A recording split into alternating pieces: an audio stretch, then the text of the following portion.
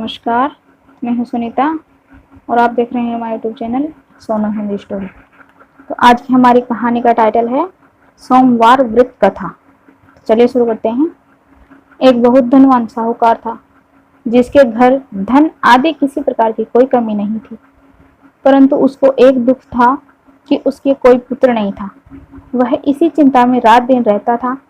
वह पुत्र की कामना के लिए प्रति सोमवार को शिव जी का व्रत और पूजन किया करता था तथा सायंकाल को शिव मंदिर में जाकर के शिव जी के श्री विग्रह के सामने दीपक जलाया करता था।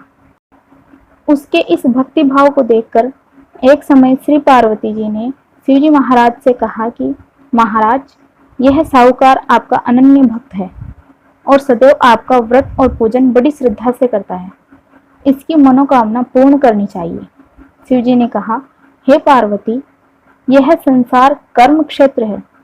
जैसे किसान खेत में जैसा बीज बोता है वैसा ही फल काटता है, उसी तरह इस संसार में जैसा कर्म करते हैं वैसा ही फल भोगते हैं।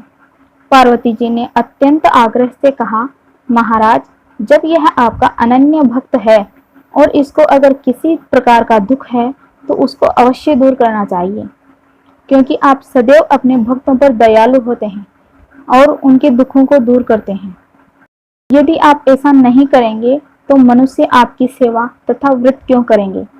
पार्वती जी का ऐसा आग्रह देख शिवजी महाराज कहने लगे, हे पार्वती, इसके कोई पुत्र नहीं है, इसी चिंता में यह अति दुखी रहता है। इसके भाग्य में पुत्र न होने पर भी मैं इसको पुत्र की प्राप्ति का वर देता हूँ, परंतु यह पुत्र केवल 12 वर्ष तक जीवित रहेगा। इसके पश्चात वह मृत्यु को प्राप्त हो जाएगा। इससे अधिक मैं और कुछ इसके लिए नहीं कर सकता।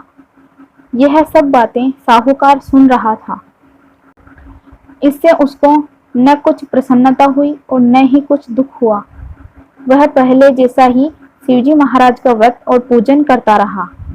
कुछ काल व्यतीत हो जाने पर साहूकार की स्त्री गर्भवती हुई और 10वें महीने उसके गर्भ से अति सुंदर पुत्र की प्राप्ति हुई। साहूकार के घर में बहुत खुशी मनाई गई, परंतु साहूकार ने उसकी केवल 12 वर्ष की आयु जान अधिक प्रसन्नता प्रकट नहीं की और ना ही किसी को भेद बताया। जब वह बालक 12 वर्ष का हो गया तो उस बालक की माता ने उसके पिता से विवाह आदि के लिए कहा, तो वह साहूकार कहने लगा कि अभी मैं इसका विवाह नहीं करूंगा, अपने पुत्र को काशी जी पढ़ने के लिए भेजूंगा। फिर साहूकार ने अपने साले अर्थात बालक के मामा को बुला उसको बहुत सा धन देकर कहा, तुम इस बालक को काशी जी पढ़ने के लिए ले जाओ और रास्ते में जिस स्थान पर भी जाओ यज्ञ करते और ब्राह्मणों को भोजन कराते जाओ। वह दोनों मामा भांजे यज्ञ करते और ब्राह्मणों को भोजन कराते जा रहे थे। रास्ते में उनको एक शहर पड़ा। उस शहर में राजा की कन्या का विवाह था और दूसरे राजा का लड़का जो विवाह कराने के लिए बारात लेकर आया था, वह एक आंख से काना था। उसके पिता को इस बात की बड़ी चिंता थी कि कहीं वर को देख कन्या के माता पिता विवाह में किसी प्रकार की अड़चन पैदा ना कर दें।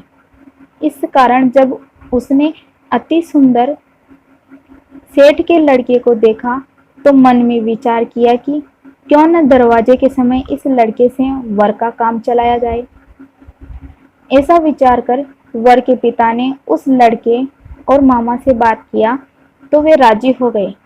फिर उस लड़के को वर के कपड़े पहना तथा घोड़ी पर चढ़ा दरवाजे पर ले गए और सब कार्य प्रसन्नता से पूर्ण हो गया।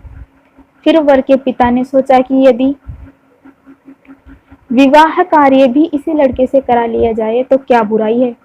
ऐसा विचार कर लड़के और उसके मामा से कहा, यदि आप फेरों का और कन्यादान के काम को भी करा दे तो आपकी बड़ी कृपा होगी और मैं इसके बदले में आपको बहुत कुछ धन दूंगा। तो उन्होंने स्वीकार कर लिया और विवाह कार्य भी बहुत अच्छी तरह से संपन्न हो गया। परंतु जिस समय लड़का जाने लगा तो उसने राजकुमारी की चुंदड़ी के पल्ले पर लिख दिया कि तेरा विवाह तो मेरे साथ हुआ है, परंतु जिस राजकुमार के साथ तुमको भेजेंगे वह एक आंख से काना है और मैं काशी जी पढ़ने जा रहा हूँ। लड़के के जाने के बाद उस राजकुमारी ने जब अपनी चुनरी पर ऐसा लिखा हुआ पाया तो उसने राजकुमार के साथ जाने से मना कर दिया और कहा कि यह मेरा पति नहीं है, मेरा विवाह इसके साथ नहीं हुआ है, वह तो काशी जी पढ़ने गया है। राजकुमारी के माता पिता ने अपनी कन्या को विदा नहीं किया और बारात वापस चली गई। उधर सेठ का लड़का और उसका मामा काशी जी पहुंच गए। वहां जाकर उन्होंने यज्ञ करना और लड़के ने पढ़ना शुरू कर दिया। जब लड़के की आयु 12 वर्ष की हो गई, उस दिन उन्होंने यज्ञ रचा रखा था कि लड़के ने अपने मामा से कहा, मामा जी आज मेरी तबीयत कुछ ठीक नहीं है। मामा ने कहा, अंदर जाकर सो जाओ। लड़का अंदर जाकर सो गया और थोड़ी देर में उसके प्राण निकल गए। जब उसके मामा ने आकर देखा तो वह मुर्दा पड़ा है तो उसको बड़ा दुख हुआ और उसने सोचा कि अगर मैं अभी रोना पीटना मचा दूंगा तो यज्ञ का कार्य अधूरा रह जाएगा। अतः उसने जल्दी से यज्ञ का कार्य समाप्त कर ब्राह्मणों के जाने के बाद रोना पीटना आरंभ कर दिया। संयोगवश उसी समय शिव पार्वती जी उधर से जा रहे थे। जब उन्होंने जोर जोर से रोने की आवाज सुनी तो पार्वती जी कहने लगी, महाराज कोई दुखिया रो रहा है, इसके कष्ट को दूर कीजिए।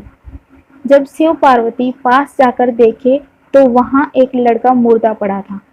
पार्वती जी कहने लगी, हे महाराज यह तो उसी सेठ का लड़का है जो आपके वरदान से हुआ था। शिव जी कहने लगे कि हे पार्वती इसकी आयु इतनी थी सो यह भोग चुका। तब पार्वती जी ने कहा, हे महाराज इस बालक को और आयु दो, नहीं तो इसके माता पिता तड़प तड़प कर मर जाएंगे। पार्वती जी की बार बार आग्रह करने पर शिव जी ने उसको जीवन वरदान दिया और शिव जी महाराज की कृपा से लड़का जीवित हो गया। शिव पार्वती कैलाश पर्वत चले गए। तब वह लड़का और मामा उसी प्रकार यज्ञ करते तथा ब्राह्मणों को भोजन कराते अपने घर की ओर चल पड़े। रास्ते में उसी शहर में आए जहां उसका विवाह हुआ था। वहां पर आकर उन्होंने यज्ञ आरंभ कर दिया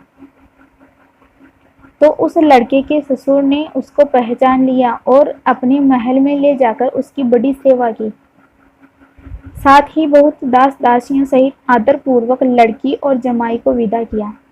जब वह अपने शहर के निकट आए तो मामा ने कहा कि मैं पहले तुम्हारे घर जाकर खबर कराता हूँ। जब उस लड़के का मामा घर पहुंचा तो लड़के के माता पिता घर की छत पर बैठे थे और यह प्रण कर रखा था कि यदि हमारा पुत्र सकुशल लौट आया तो हम राजी खुशी नीचे आ जाएंगे, नहीं तो छत से गिरकर अपने प्राण खो देंगे। इतने में उस लड़के के मामा ने आकर यह समाचार दिया कि आपका पुत्र आ गया है, तो उनको विश्वास नहीं आया। तब उसके मामा ने शपथ पूर्वक कहा कि आपका पुत्र अपनी स्त्री के साथ बहुत सारा धन साथ लेकर आया है। तो सेठ ने आनंद के साथ उसका स्वागत किया और बड़ी प्रसन्नता के साथ रहने लगे। इसी प्रकार से जो कोई भी सोमवार के व्रत को धारण करता है अथवा इस कथा को पढ़ता है या सुनता है उसकी समस्त मनोकामनाएं पूर्ण होती हैं। बोलिए शिव जी महाराज की जय। अगर ये वीडियो आपको पसंद आए तो लाइक करें, शेयर करें, सब्सक्राइब करें और साथ में बेल आइकन को प्रेस करें ताकि आने वाली वीडियो का नोटिफिकेशन आपको मिलता रहे। मिलते हैं अगले वीडियो में, तब तक के लिए नमस्कार।